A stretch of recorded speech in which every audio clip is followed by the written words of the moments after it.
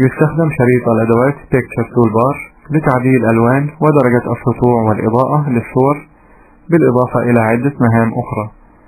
ويتم إظهار هذا الشريط بفتح القائمة المستدلة View ومنها القائمة الفرعية Toolbars واختيار Pictures. ونرى في أقصى يسار هذا الشريط المفتاح Insert Picture، ويستخدم هذا المفتاح لإدراج صورة إلى الشريحة. ومن المفتاح Color يمكننا التحكم في نظام الألوان الذي تظهر به هذه الصورة. فلإظهار الصورة بالألوان الرمادية نختار نظام الألوان Grayscale، ولعرض الصورة باللونين الأبيض والأسود فقط نختار Black and White، ولعرض الصورة كعلامة مائية Watermark في خلفية الشريحة نختار Wash Out، ولعرض الصورة بالألوان الحقيقية لها نختار Automatic وهو الاختيار الافتراضي. ولزيادة درجة التباين بين ألوان الصورة نضغط على المفتاح More Contrast، ولتقليل درجة التباين نضغط المفتاح Less Contrast.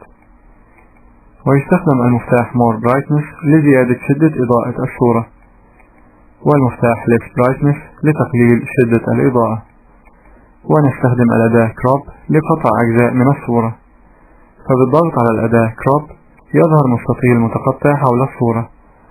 ولقطع أجزاء من الصورة نقوم بتحريك المؤشر إلى أحد الأركان، ثم نضغط مع السحب إلى الداخل، فنلاحظ أنه يتم قطع جزء من الصورة.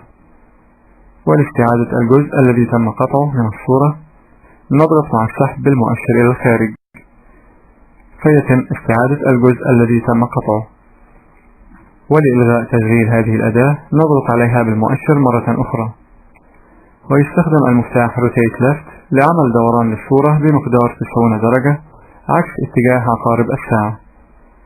وإذا أردنا إضافة إطار حول هذه الصورة نضغط على المفتاح Line Style، ثم نختار شكل خط الإطار الذي نريده من هذه القائمة، فيتم إضافة إطار حول الصورة. ونستخدم المفتاح Compress Picture لعمل ضغط للصورة الحالية أو لجميع الصور الموجودة داخل العرض. ويمكننا تعديل الألوان المستخدمة في الصورة عن طريق الضغط على المفتاح Recolor Picture، فيظهر المربع الحواري Recolor Picture، ويظهر شكل الصورة في الجزء الأيمن من المربع الحواري، وتظهر مجموعة الألوان المستخدمة في الصورة في الجزء الأيسر من المربع الحواري. فإذا أردنا على سبيل المثال تغيير اللون الأسود المستخدم في هذه الصورة إلى لون آخر نقوم باختيار الخانة بجوار هذا اللون، ثم نقوم باختيار أحد الألوان الموجودة في القائمة المجاورة.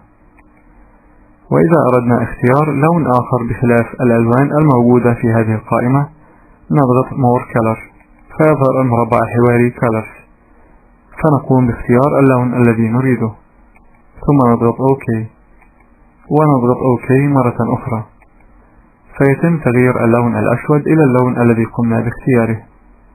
ويستخدم المفتاح Format Picture لفتح المربع الحواري Format Picture لتعديل بعض الخواص الإضافية للصور.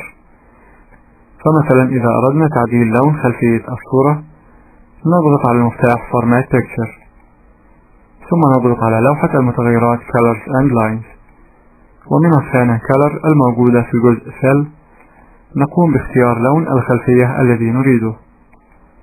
كما يمكننا تحديد لون خطوط الإطار المستخدم في الصورة من الجزء Line، ثم نضغط OK، فيتم تغيير لون الخلفية والإطار المستخدم. ويستخدم المفتاح Set Transparent Color لجعل أحد ألوان الصورة شفافة، ونلاحظ أن هذا المفتاح غير فعال، ويصبح هذا المفتاح فعالا عند إدراج الصور الفوتوغرافية أو البيتماب Images أو الراستر Images فقط. وبالضغط على مفتاح Reset Picture يتم استعادة الحالة الافتراضية للصورة قبل إجراء التعديلات.